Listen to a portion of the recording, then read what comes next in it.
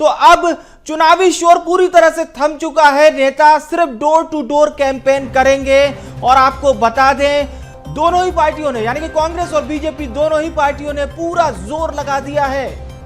लेकिन अब चुनावी शोर थम चुका है। सिर्फ डोर टू डोर कैंपेनिंग होगी, डोर टू डोर कैंपेन करेंगे नेता। और 13 नवंबर को वोटिंग होगी, जिसके नतीजे 23 नवंबर को आएंगे। तो मध्य प्रदेश की बुधनी सीट, विजयपुर सीट और छत्तीसगढ़ की एकमात्र रायपुर दक्षिण सीट, जिस पर होना है उपचुनाव। और 13 नवंबर को इसके लिए मतदान होगा। पार्टियों ने फिलहाल पूरा जोर लगा दिया है।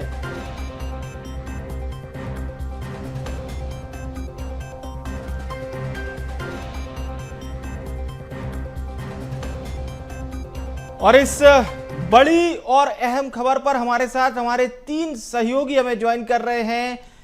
रायपुर से करिश्मा हमारे साथ लाइव जुड़ रही हैं, ग्वालियर से प्रहलाद हमें ज्वाइन कर रहे हैं और सीहोर से हमें शिवराज भी ज्वाइन कर रहे हैं। सबसे पहले हाई प्रोफाइल सीट बुधनी का रुख कर लेते हैं। जी शिवराज, आपका तो जो नाम है वो भी कुछ ऐसा ही है कि बुधनी सीट का नाम लेते हैं तो शिवराज नाम बड़ा प्रासंगिक है। खैर, किस प्रकार का ये चुनाव बीता दोनों पार्टियों के लिहाज से, बताइए हमारे दर्शकों को।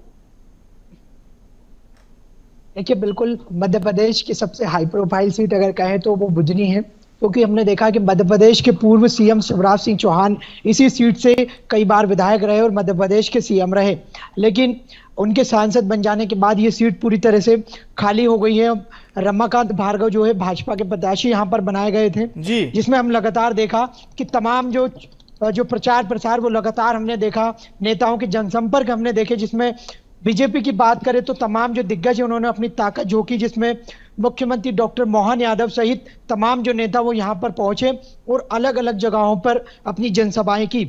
आज की बात करें तो पूर्व मुख्यमंत्री शिवराज सिंह चौहान यहाँ पर पहुंचे थे, जहां पर उन्होंने 2 बड़ी जनसभाओं को यहाँ पर उन्होंने संबोधित किया। सबसे पहले उन्होंने भैरुंदा में एक बड़ी जनसभा को संबोधित किया, रोड शो किया।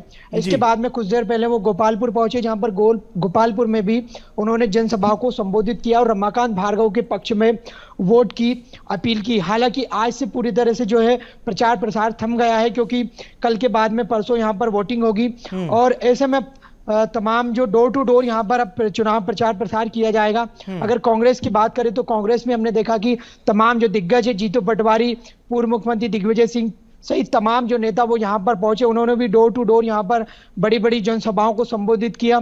अगर बुधनी के समीकरण की बात करें तो बुधनी सीट ये सीट है कि यहाँ पर भाजपा का गढ़ लंबे समय से रहा। यहाँ पर 1998 से शिवराज सिंह चौहान यहाँ से चुनाव जीतते थे। इसके बाद में लगातार शिवराज यहाँ से विधायक बनते हुए आए और मध्य प्रदेश के मुख्यमंत्री बनते आए और लगातार यहाँ पर कांग्रेस को शिकस्त मिलती रही। लेकिन अब राजकुमार पटेल यहाँ से कांग्रेस के प्रत्याशी थे। ऐसे में उन्होंने भी तमाम कोशिशें की, लेकिन कहीं ना कहीं अगर बात करें तो जरूर जो कांग्रेस है वो सेंध लगाने की जरूर यहाँ बीजेपी गढ़ में कोशिश की जा रही है। लेकिन यहाँ पर तमाम जो कोशिश है वो लगातार ऐसी है कि शिवराज सिंह चौहान के फेस पर बुधनी में चुनाव होता आया है। लेकिन अब जो है कांग्रेस लगातार कोशिश कर रही है, लेकिन फिलहाल अगर बात करें तो बीजेपी की एक बढ़त यहाँ पर देखने को लगातार मिल रही, क्योंकि शिवराज का बेहद ये गढ़ माना जा रहा है यहाँ से। बिल्कुल बिल्कुल, गढ़ तो है शिवराज सिंह चौहान का, बिल्कुल सही कहा आपने। और चलिए अब आपको सीधा रायपुर लिए चलते हैं। रायपुर दक्षिण सीट के हाल हमने आपको अपडेट के साथ भी बताए, लेकिन करिश्मा अब चुनावी शोर थम चुका है, दावों का दौर भी जा चुका है, अब बारी जनता की है। जी बिल्कुल विवेक, देखा जा सकता है कि अभी अभी जो है प्रचार प्रसार रायपुर दक्षिण उपचुनाव के लिए थम चुका है। और आपको बता दें कि चुनाव प्रचार थमने से पहले ठीक पहले हम देख रहे थे कि मुख्यमंत्री विष्णुदेव साय लगातार रायपुर दक्षिण का भ्रमण करते हुए नजर आ रहे थे, जनता से जनसंपर्क करते हुए जो है मुख्यमंत्री नजर आए। इसके साथ जितने तमाम बड़े दिग्गज नेता भाजपा के हैं वो भी मैदान में उतरते हुए नजर आते और देखा हमने कि पूरी ताकत जो है भाजपा ने इस प्रचार प्रसार में झोंक दी और जितने जितने तमाम मंत्री थे, मंत्री रामविचार नेताम, श्याम बिहारी जायसवाल और प्रदेश अध्यक्ष किरण सिंहदेव, वो भी हमें प्रचार प्रसार में नजर आए। वहीं बात की जाए कांग्रेस पार्टी की, तो चुनावी प्रचार प्रसार थमने से पहले कांग्रेस पार्टी के प्रदेश अध्यक्ष और प्रत्याशी आकाश शर्मा जो है, दोनों डोर टू डोर जाकर के वार्डों में भ्रमण करके जनता को रिझाने का प्रयास करते नजर आए। और तमाम मुद्दों की अगर बात की जाए, क्योंकि मेन अगर चीजें हम देखते हैं तो सबसे मेन चीज जो आती है वो है मुद्दे क्या है, क्योंकि जनता केवल मुद्दे देखती है और प्रत्याशी भी देखती है। ऐसे में अगर प्रत्याशियों की बात की जाए तो बृजमोहन अग्रवाल जो कि 8 बार के विधायक रहे, उनका गढ़ रहा, भाजपा का गढ़ माना जाता है रायपुर दक्षिण को, उनके यहाँ पर हम देख सकते हैं सांसद बनने के बाद जब जगह खाली हुई तो इस उपचुनाव में सुनील सोनी को टिकट जो है वो यहाँ पर दी गई। और वहीं कांग्रेस की बात की जाए तो आकाश शर्मा जो कि युवा चेहरा है, नया फ्रेश चेहरा है, उन्हें मौका दिया गया। तो साफ तौर पर इन दोनों प्रतिद्वंदियों की अगर बात की जाए तो प्रचार प्रसार में कोई भी कमी देखने को नहीं मिली। हालांकि आकाश शर्मा की जो महारैली थी उसे जो है यहाँ पर आज अनुमति नहीं दी गई, क्योंकि मुख्यमंत्री की भी जो है बड़ी रैली यहाँ पर निकल रही थी। और रायपुर दक्षिण इलाके में देखा जा सकता है कि 2 बड़ी रैलियां किस तरीके से निकाली जा सकती है। ऐसे में वो डोर टू डोर प्रचार प्रसार करते नजर आए। अब की अगर बात की जाए तो जब प्रचार प्रसार थम चुका है, डीजे का जो है हम देखते हैं डीजे बजा करके लोग प्रचार प्रसार करते नजर आते हैं, अब वो नहीं होगा, ढोल बाजे हमें नजर नहीं आएंगे। तो ऐसे में जो जनता है उनको रिझाने के लिए जो प्रत्याशी है वो उनके घर घर जाते हुए नजर आएंगे, डोर टू डोर कैंपेनिंग यहाँ पर करते नजर आएंगे। तो वो भी एक महत्वपूर्ण जो है स्टेप होने वाले, किस तरीके से जनता को रिझाने का काम भाजपा कांग्रेस करती नजर आएगी। बिल्कुल सही कहा आपने। और चलिए अब विजयपुर में आखिर किसकी विजय होगी ये तो जनता ने मन में बना लिया है, लेकिन प्रहलाद चुनाव इस बार का कैसा बीता ये जरूर हमारे दर्शकों को बताइए, क्योंकि अब नेता परस्पर जैसे जान पहचान वाले लोगों के घर जाएंगे, हाथ जोड़कर बस निवेदन ही कर सकते हैं, रैली शोर अब खत्म। बिल्कुल, देखिए जैसा कि आपने जिक्र किया कि चुनाव कैसा बीता, यानी कि प्रचार कैसा हुआ, तो प्रचार में कोई कोर कसर ना तो कांग्रेस ने छोड़ी ना बीजेपी ने छोड़ी। बीजेपी की ओर से मुख्यमंत्री डॉक्टर मोहन यादव और जो विधानसभा के अध्यक्ष हैं नरेंद्र सिंह तोमर, इसके अलावा जो तमाम जो मंत्री हैं वो यहाँ डेरा जमाए रहे, उन्होंने जमकर प्रचार किया। मुख्यमंत्री ने कल भी यहाँ पर सभाएं की। प्रदेश अध्यक्ष विष्णुदत्त शर्मा, उन्होंने ताबड़तोड़ सभाएं की, लोगों से बैठकें करके बीजेपी के पक्ष में वोट मांगे। कमोवेश यही हालात कांग्रेस में देखने को मिले।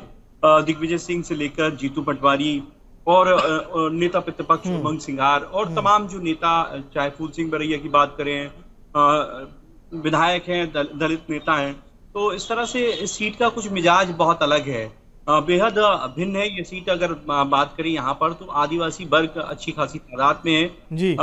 इस बार जो दोनों दलों के जो प्रत्याशी हैं उनकी अगर बात करें तो रामनिवास रावत जो कांग्रेस के टिकट पर अब तक यहाँ चुनाव मैदान में उतरते रहे, वो अब बीजेपी के टिकट पर चुनाव मैदान में है। दूसरी तरफ कांग्रेस ने एक आदिवासी चेहरे मुकेश मल्होत्रा को मैदान में उतारा है। मुकेश की अगर बात करें तो मुकेश यहाँ के आदिवासी लीडर हैं, आदिवासी वर्ग में उनकी अच्छी खासी पकड़ है। और दूसरी बड़ी बात यह है कि इससे पहले जब 2023 का विधानसभा इलेक्शन था तब मुकेश जो है वो यहाँ पर निर्दलीय लड़े थे और उन्होंने अच्छी खासी संख्या में वोट बटोरे थे। लेकिन अब चूंकि कांग्रेस के सिंबल पर वो चुनाव मैदान में है और वन मंत्री उनके सामने है, तो ये जो मुकाबला है बेहद रोचक और दिलचस्प माना जा रहा है। दोनों दलों ने खूब पसीना बहाया है। अब जनता की बारी है। चुनाव प्रचार थम चुका है, जो दिग्गज थे वो भी अब वापस आ चुके हैं। अब डोर टू डोर कैंपेन वहां के प्रत्याशी करेंगे और वहां के जो बीजेपी के जो तमाम जो स्थानीय लीडर हैं वो जनता से डोर टू डोर कैंपेन कर सकते हैं। इसी तरह से कांग्रेस के भी जो नेता है वो डोर टू डोर कैंपेन कर सकते हैं। 13 तारीख को बटन दबाया जाएगा। वो बटन किसका सबसे ज्यादा दबेगा, कौन यहाँ पर जीत की बाजी मारेगा, ये तो अब यहाँ की जनता तय करेगी। तो चुनाव बड़ा रोचक है बहुत। जैसा कि हमारे साथी बता रहे थे कि बुधनी बहुत हाई प्रोफाइल सीट है, इसी तरह से विजयपुर भी ये हाई प्रोफाइल सीट है, क्योंकि वन मंत्री मध्य प्रदेश के वन मंत्री रामनिवास रावत चुनाव मैदान में है। जी बिल्कुल सही कहा आपने कि अब जनता की बारी है, नेताओं की बारी अब धीरे धीरे खत्म हो चुकी। जनता के मन में अब किसको लेकर ज्यादा आप नंबर के हिसाब से समझिए तो आपको पता चलेगा। एक बार फिर से हम बुधनी का ही रुख करते हैं। शिवराज, ये जरूर बताइए कि रमाकांत भार्गव बीजेपी के निशान से रहे हैं, पर हर बात में पूर्व मुख्यमंत्री शिवराज सिंह चौहान का जिक्र, मुख्यमंत्री डॉक्टर मोहन यादव का जिक्र, यानी सेकंड साइड एक प्रत्याशी के जो भाषण में बातें होती हैं लगभग उनके भी भाषणों में वही नजर आया। देखिए बिल्कुल, अगर बुधनी सीट की बात करें, यानी सीहोर जिले की बुधनी सीट की अपन बात करें, तो सबसे पहले यहाँ पर कोई भी चुनाव हो शिवराज के फेस पे लड़ा जाता है। हमने देखा कि चाहे नगरीय निकाय चुनाव हो या फिर जिला पंचायत का चुनाव हो, कोई भी चुनाव हो, यहाँ पर शिवराज के फेस पर ही चुनाव लड़ा जाता है। रमाकांत भार्गव को हमने लगातार देखा, इस समय वो यहाँ से सांसद थे, विदिशा संसदीय क्षेत्र से, उस समय भी हमने देखा कि शिवराज के फेस पर ही यहाँ से चुनाव लड़ा जाता है। बुधनी सीट शिवराज की गढ़ रहा है, बीजेपी का गढ़ रहा है। ऐसे में लगातार उनके विकास की गाथा की बात करें तो यहाँ पर कई विकास उन्होंने किया है, जिसको लेकर अब जो भी विकास का काम होता है वो शिवराज सिंह चौहान ने यहाँ पर किया। चाहे सड़कों की बात करें, ये तमाम जो ऐसे विकास है वो शिवराज सिंह चौहान ने। सही कहा आपने, बड़े मार्जिन से बुधनी जीतने वाली बीजेपी इस बार क्या मार्जिन लाती है हम देखेंगे। आप सभी का बहुत बहुत शुक्रिया। करिश्मा धन्यवाद आपका, प्रहलाद आपका भी धन्यवाद, शिवराज आपका भी धन्यवाद। चर्चा हो रही थी चुनावी शोर के थमने पर, ये जो अब नेताओं के रैली और जिस तरह से बड़ी सभाओं वाला दौर होता है ना, वो खत्म हो गया है। अब डोर टू डोर ही कैंपेन कीजिए, और वो भी अब बिल्कुल आखिरी दौर में। जनता ने किसको चुनने का मन बना रखा है और किसे परसों यानी महज 2 दिन के बाद, उससे भी कम समय बचा है, किसे चुनेगी ये हम देखेंगे 23 तारीख को।